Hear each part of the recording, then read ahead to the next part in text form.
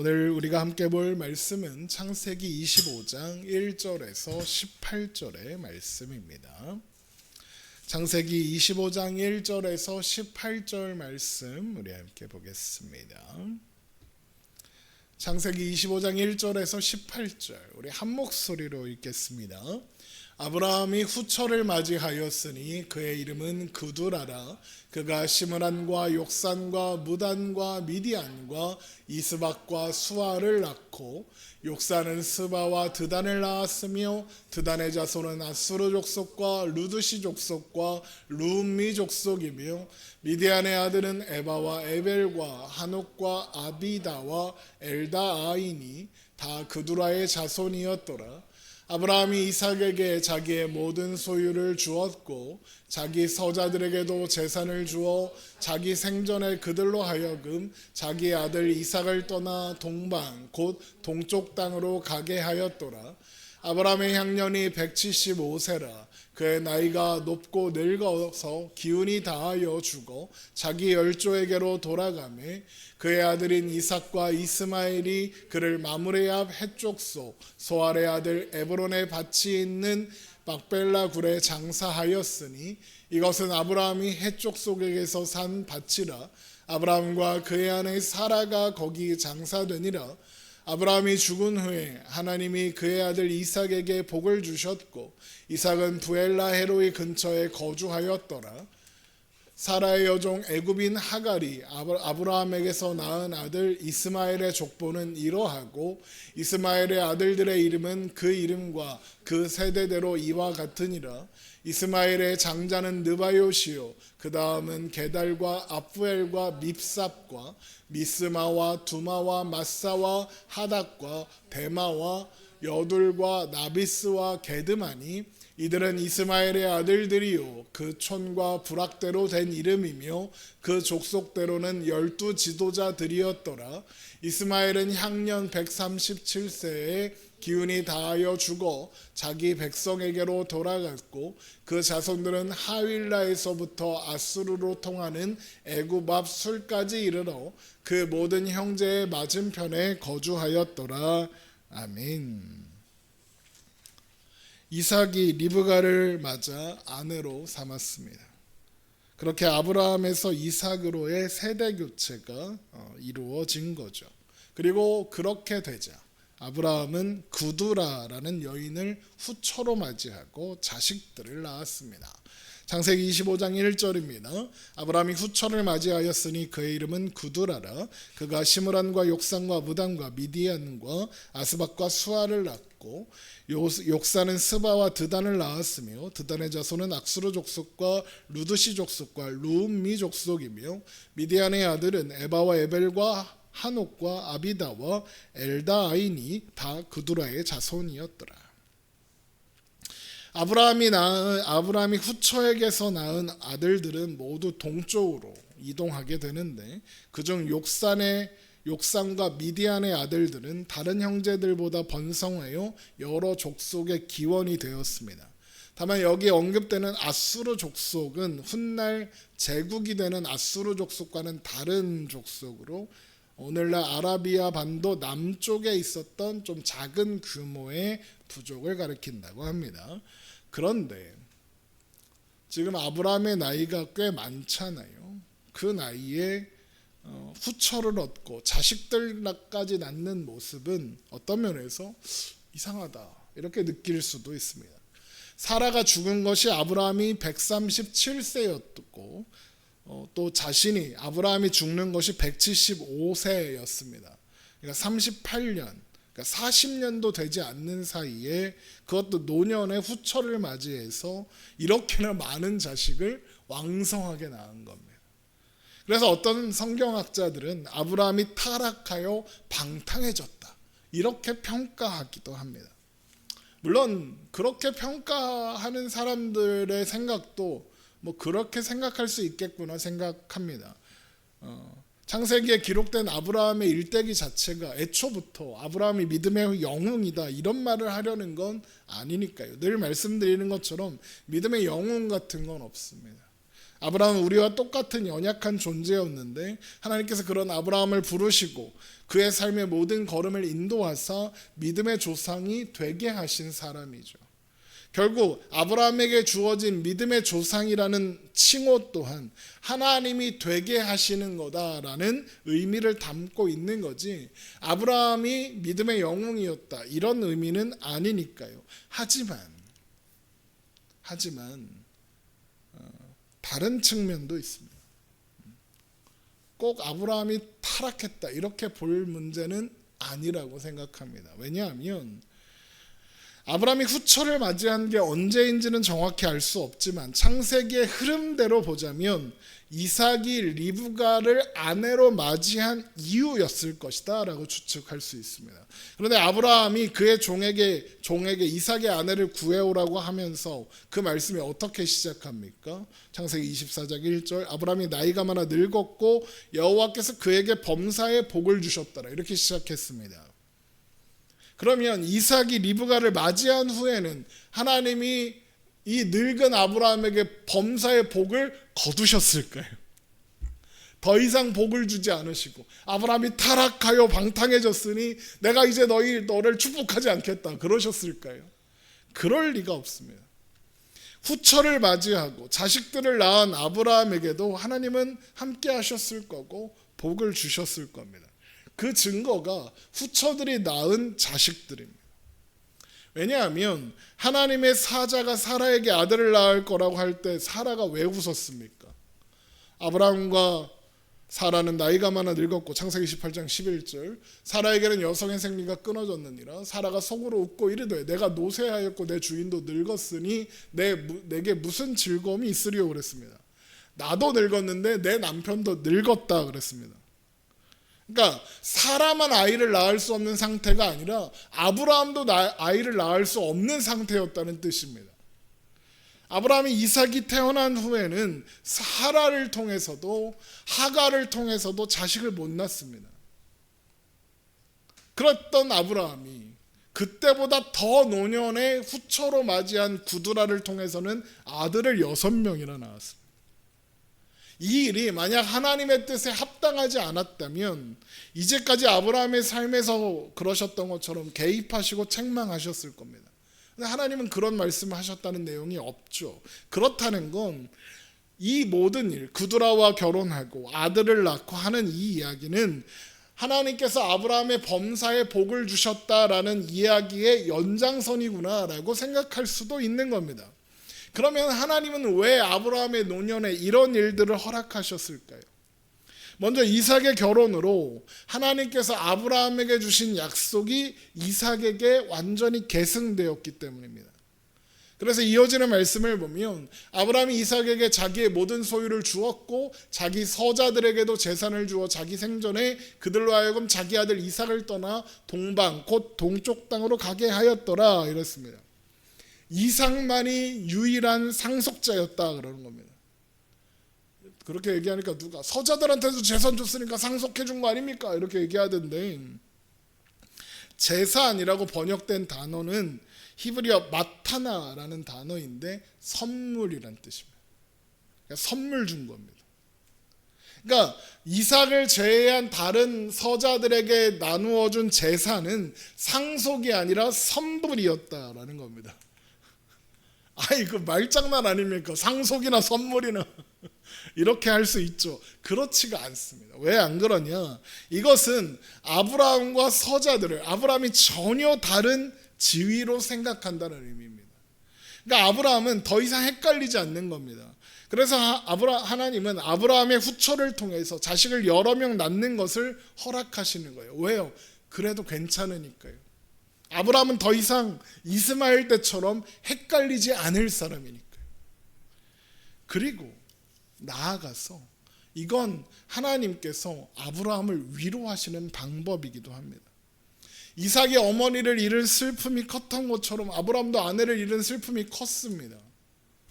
창세기 23장 2절에 사라가 가나안 땅 헤브론 곧 기럇 아르바에서 죽음에 아브라함이 들어가서 사라를 위하여 슬퍼하며 애통했습니다. 아내가 죽었는데 안 슬픈 남편이 어디 있겠습니까? 특히나 자기 마누라한테 잘 못했던 남편일수록 많이 슬퍼합니다. 나 엄청 슬퍼하겠네. 제가 더 빨리 죽어야겠어요. 아무튼 그런데 하나님이 이삭을 어떻게 위로하십니까? 리브가를 통해서 위로하셨습니다. 창세기 24장 67절, 이삭이 그의 어머니 장례한 후에 위로를 얻었더라. 아브라함의 슬픔을 그두라를 통해서, 그리고 그녀를 통해 태어난 아들들을 통해서 하나님은 그렇게 이삭을 리브가를 통해 위로하신 것처럼 위로하시는 겁니다. 이제는 하나님께서 아브라함에게 주신 약속은 사람의 능력과 노력이 아니라 하나님의 주권과 능력으로 이루어지는 일, 되게 하시는 일이라는 걸 가르쳐 주시기 위해 아브라함이 가능성이 제로가 될 때까지 자손을 허락하지 않았습니다. 이제까지는 그랬죠. 그러나 이제는 그 누구보다도 그 사실을 잘 알고 믿는 아브라함에게 더 이상 그런 제한은 필요하지 않은 겁니다. 게다가 아브라함의 슬픔을 누구보다도 잘 아시는 하나님 아니시겠습니까? 그래서 하나님은 그렇게 아브라함을 위로하시는 겁니다. 그렇게 하나님의 위로 속에서 아브라함은 자신의 남은 삶을 범사의 하나님의 은혜 안에서 기운이 다할 때까지, 어디 아픈 것도 아니고 기운이 다할 때까지 살아. 그리고 자기 열조액으로 돌아가니 그 나이가 175세였습니다. 창세기 25장 7절, 아브라함의 향년이 175세라 그의 나이가 높고 늙어 기운이 다하여 죽어 자기 열조에게로 돌아가매입니다. 이따가 사라가 죽은 후 38년, 이삭이 결혼한 지 35년째 되는 해였습니다. 이삭이 60세에 에서와 야곱을 낳았어요. 후에 나오는 손으로 애굽에서 에서를 낳고 야곱을 낳았으니 리브가가 그들을 낳을 때 이삭이 60세였다. 이렇게 돼 있죠. 그러면 아브라함은 하나님의 약속이 이삭을 거쳐 전달되는 다음 세대인 에서와 야곱도 본 겁니다. 그런데 아브라함의 부고를 알리는 말씀에서 흥미로운 것은 그가 죽어 자기 열조에게로 돌아갔다라는 표현입니다. 물론 이것은 관용적인 표현이기도 합니다. 그러나 한편으로 자기 열조에게 돌아갔다라는 표현은 아브라함의 결말으로 아주 적절한 표현이기도 합니다. 왜냐하면 아브라함의 열조란 그가 떠나온 본토 친척 아버지의 집을 가리키는 말이 아니기 때문입니다. 아브라함은 이미 그곳을 떠났습니다. 단절했죠. 그리고 그것은 더 이상 아브라함의 열조가 아니게 된 겁니다. 그러면 아브라함이 돌아갔다는 자기 열조, 그건 누구 또 어디를 말하는 거겠습니까? 하나님이고 하나님 나라입니다. 히브리서 11장 14절, 그들이 이같이 말하는 것은 자기들이 본향 찾는 자임을 나타내미라. 그들이 나온 바 본향을 생각하였더라면 돌아갈 기회가 있었으려니와 그들이 이제는 더 나은 본향을 사모하니 곧 하늘에 있는 것이라. 이러므로 하나님이 그들의 하나님이라 일컬음을 받으심을 부끄러워하지 아니하시고 그들을 위하여 한 성을 예비하셨느니라. 이렇게 돼 있죠.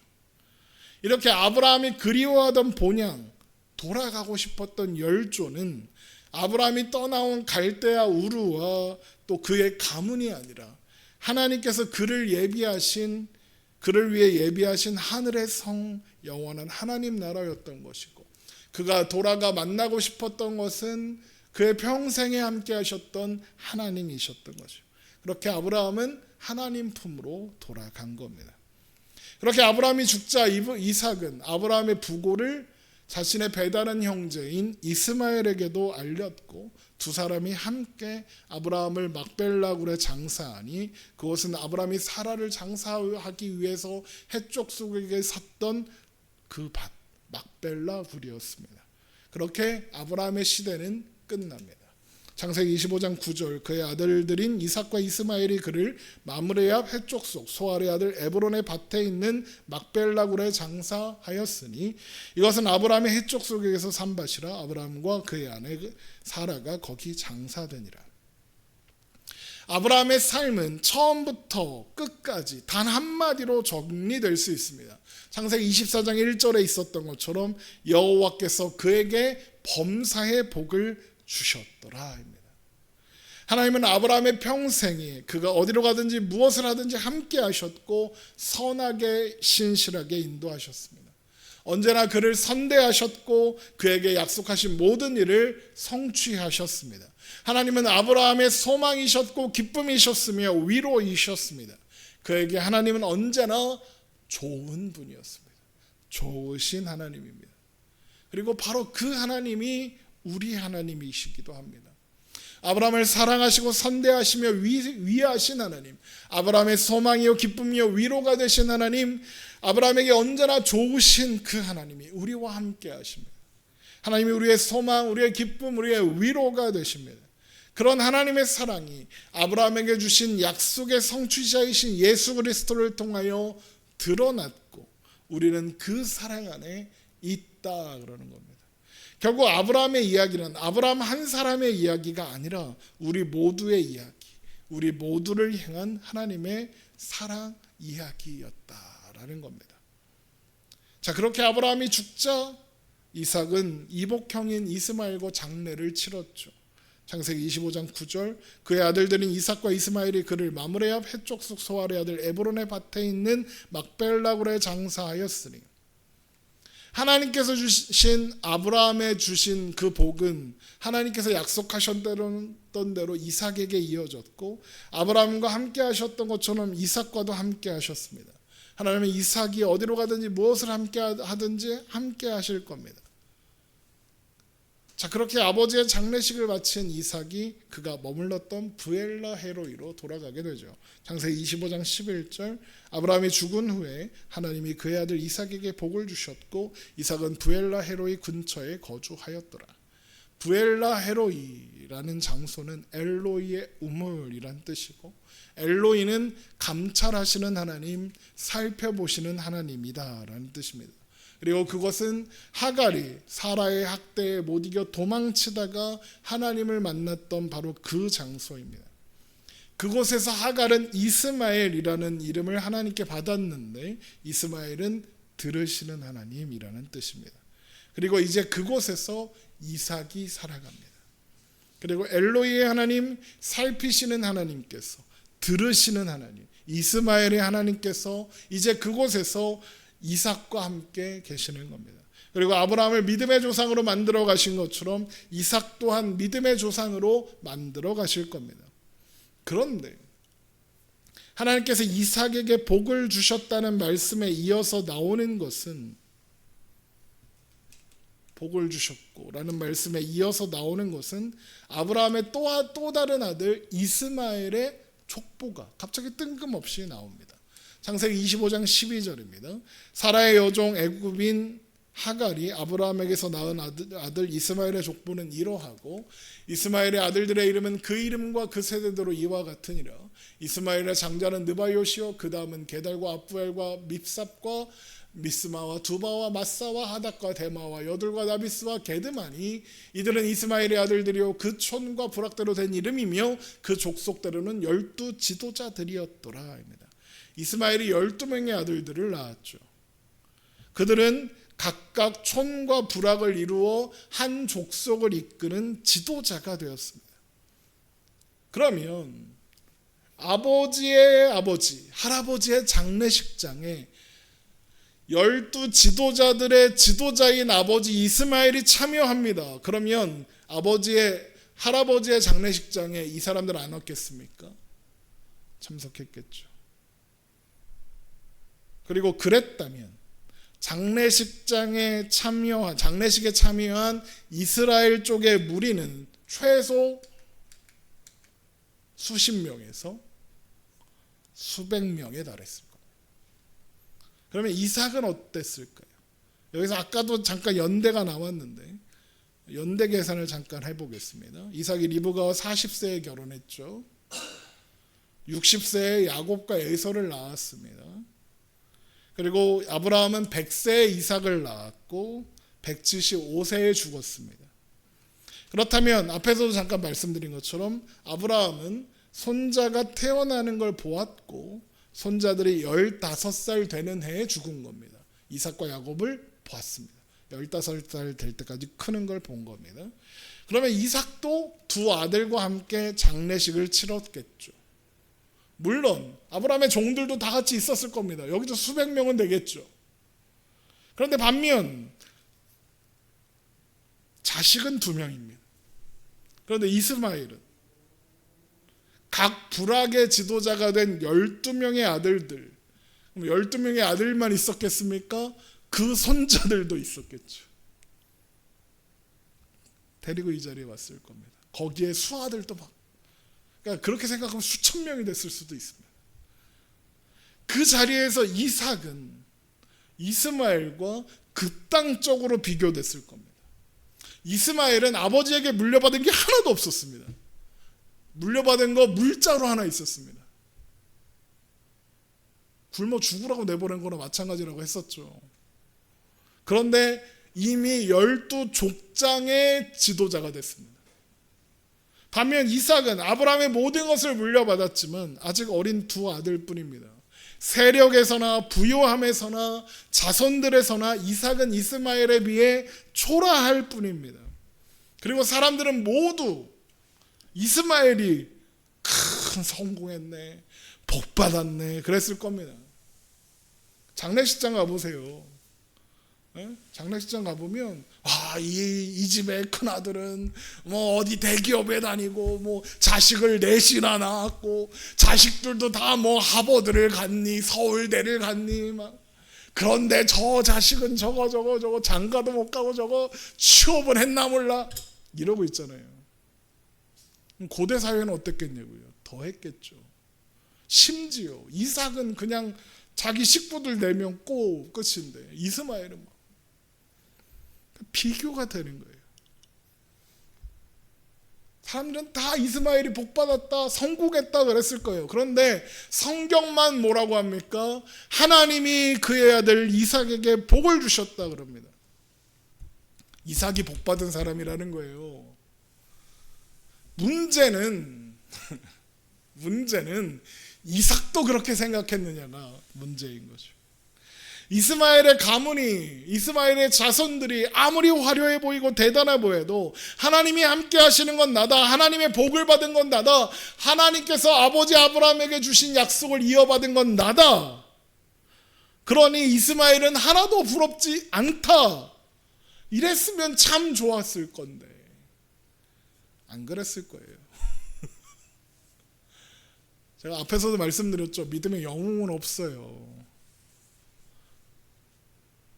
아브라함이 그랬던 것처럼 이삭도 은혜가 필요한 사람이고 시간이 필요한 사람이에요. 하나님의 훈련이 필요해요. 그래도 아브라함의 아들 아니냐, 모태신앙 아니냐, 어려서부터 믿음으로 양육받았으니 남다른 믿음이 있었을 거 아니냐 이렇게 생각하시는 분들도 있더라고요. 그런데 웃기지 마세요. 모태신앙이 무슨 모태신앙이에요. 오죽하면 모태신앙을 못해신앙이라고 하겠어요. 아무것도 안 한다고. 신앙도 못한다고. 그게 그렇게 간단하고 쉬운 일이었으면 수많은 부모님들이 어려서부터 교회 다니면서 키웠던 그 자식들이 어른 되니까 새벽마다 와서 기도하자. 하나님 우리 새끼 좀 교회에 다시 나오게 해주세요. 맨날 목사님만 붙잡으면 우리 애 자식 새끼가 대학교 가기 전까지는 그렇게 교회를 열심히 다니더니 대학 가더니 교회를 떠났어요. 목사님 좀 도와주세요. 그러겠어요. 지들이 망쳐놓고 목사한테 도와달래. 믿는 부모에게 태어났다고 자동으로 믿음이 생기냐? 아니에요. 제가 많은 목사님 자녀들을 만나잖아요. 목사님 자녀는 복불복이에요. 둘 중에 하나야. 무조건. 중간은 없어. 아버지의 신앙을 잘 물려받아서 믿음의 세대가 되거나 아니면 무신론자가 되거나 둘 중에 하나예요. 완전 떠나거나 둘 중에 하나예요. 그건 쉽지 않아요. 물론 모태신앙이 어려서부터 교회를 다니고 한 사람들이 유리한 점이 있죠. 어려서부터 교회를 다녔으니 교회가 익숙하고 믿음 생활이 익숙해요. 부자연스럽지 않아. 교회 가는 게 어색하지 않아요. 불신자가 교회 오는 게 얼마나 어려워요. 어색하고 힘들단 말이에요. 그런데 어려서부터 교회를 다닌 사람은 노래도 어디서 다 들어봤고 설교도 어디서 다 들어본 거고 아브라함이 누구고 이삭이 누구고 야곱이 누군지 대충 알아요. 근데 교회 안 다니던 애들은 야곱 그러면 야채곱창 이러잖아. 그게 문제야. 근데 불리한 점도 많아요. 유리한 점도 있지만 불리한 점이 뭐예요? 부모는 교회를 다니는데 부모가 장로님이고 권사님이고 집사님이고 한데 자녀가 안 다녀. 그럼 보면 대부분 부모한테 실망한 거예요. 엄마가 교회에서는 막 사랑이 넘치고 막 정이 넘치고 막 다 축복하고 막 이러는데 나만 맨날 막 집에 오면 막 욕하고 막 이년아 저년아 막 하고 이해 뭐 이런 저해 막 이러고 막 맨날 막 술 쳐. 아버지는 맨날 교회에선 장로님 이러면서 맨날 술 처먹고 담배 피고 막 상처받아서 교회 떠난다는 거 아니에요. 너 때문에 안 가는 거야. 너 때문에 이런 데잖아요. 불리한 점도 많아요. 그러니까 이 얘기를 왜 하냐, 아브라함의 아들이라고 자동으로 믿음의 사람, 믿음의 조상이 되는 게 아니다 이거예요. 이삭에게도 하나님의 은혜와 인도가 필요하고 시간이 필요해요.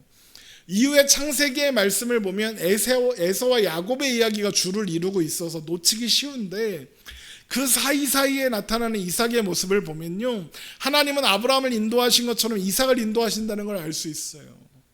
그리고 하나님께서 그 시간을 통해 이삭에게 가르치고 하시려고 하는 내용이 뭐냐, 이거요. 하나님이 그의 아들 이삭에게 복을 주셨다.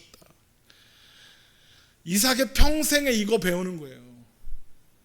하나님이 복을 주신 건 이스마엘이 아니라 이삭이다. 진짜 복은 이스마엘처럼 많은 자손을 거느리고 많은 사람에게 인정받는, 그래서 막 부러움받고 하는 게 아니라 하나님이 함께 하시는 거다. 그걸 평생 배워야 하는 거예요.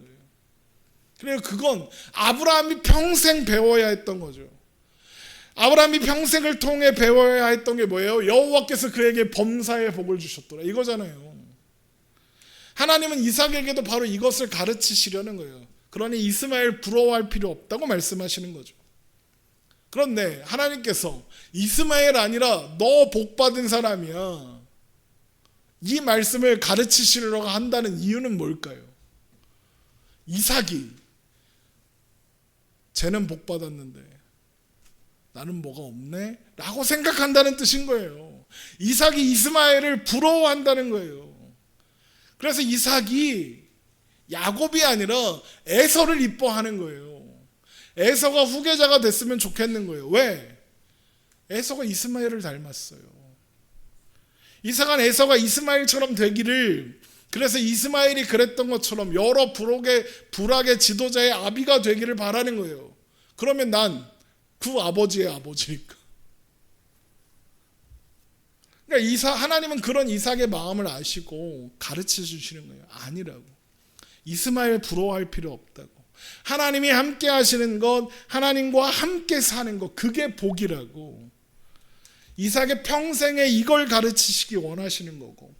그래서 이제 아브라함의 일대기가 끝나고 이삭의 이야기를 시작하면서 하나님이 그의 아들 이삭에게 복을 주셨고, 이삭은 부엘라 헤로이에서 살았다 이러는 거예요. 왜? 부엘라 헤로이가 장소기도 하지만 하나님이 감찰하시는 엘로이의 하나님의 우물, 감찰하시는 하나님, 이삭을 보시는 하나님, 그 하나님 안에 살았더라, 이 이야기로 시작하시는 거예요. 그리고 나서 이삭의 생애를 기록해 두신 거죠.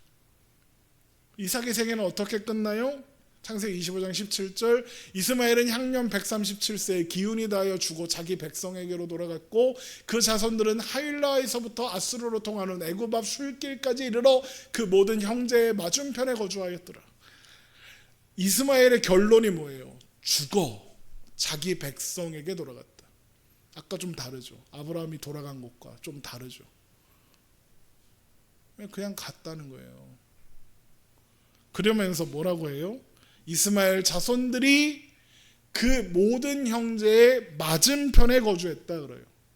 여기에서 맞은편이라고 하는 단어는 히브리 알프네라는 단어인데 그냥 건너편에 마주보고 살았다 이런 얘기가 아니라 적대감이 포함되어 있는 표현이에요. 그러니까 그러니까 적대심을 갖고 대치해서 살았다 이런 뜻이에요. 그러면 이스마엘의 후손들이 적대하며 대치하며 살았던 적은 누구겠어요? 그 형제는 누구겠어요? 이삭이요. 이삭의 후손들이요. 그리고 그렇다는 건 하나님이 아브라함에게 무슨 복을 주셨어요? 너를 축복하는 자는 내가 복을 주고 너를 저주하는 자는 내가 저주하겠다. 그러면 이삭과 이삭의 후손들을 적대하며 사는 이스마엘은 곧 하나님을 적대하며 사는 거고 하나님과 상관없이 사는 거예요. 이스마엘처럼 세력이 커지고 영향력이 커져야 복받은 게 아니에요. 작고 초라해 보여도 하나님이 함께 하시는 것이 복이에요. 그리고 하나님은 이삭의 이야기가 시작되기도 전에 미리 그렇다고 선언하시는 거예요.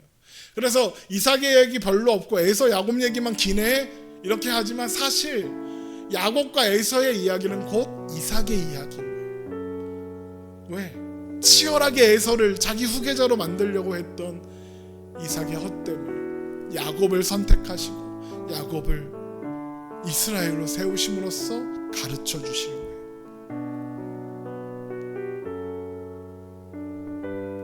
그리고 그렇다는 건 이삭의 평생에 그걸 가르치셨다는 얘기는 결국 이삭도 그걸 믿게 된다는 거죠. 아브라함도 그랬으니까.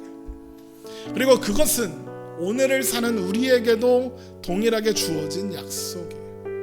여러분, 하나님이 함께 하시는 게 복이에요. 하나님이 우리의 평생에 그것을 가르쳐 주실 거고 결국에는 알고 믿게 하실 거예요. 그리고 결국엔 우리에게 아브라함이 그랬던 것처럼 이삭이 그랬던 것처럼 훗날 야곱이 그랬던 것처럼 하나님이 함께 하시는 것이 복입니다라는 고백을 받아내실 거예요.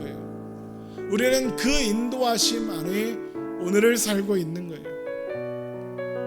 여러분, 이 사실을 기억하며 하나님 안에서 하나님과 함께 오늘을 살아가는, 그래서 우리의 삶의 정황과 현실이 아니라 하나님이 나와 함께 하시고 내가 사는 곳이 하나님이 함께 하는 곳이라는 그 사실로 인하여 행복한 우리가 되기를 주님의 이름으로 축원합니다.